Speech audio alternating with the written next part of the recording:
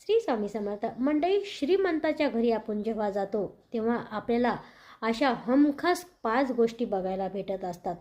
श्रीमंताच्या घरामध्ये जी लोक खूप पैशावाले आहेत त्या घरामध्ये जेव्हा आपण चुकूनही गेलो त्या घरामध्ये आपल्याला पाऊल टाकल्याबरोबर अशा 5 गोष्टी नजरेमध्ये पडतात.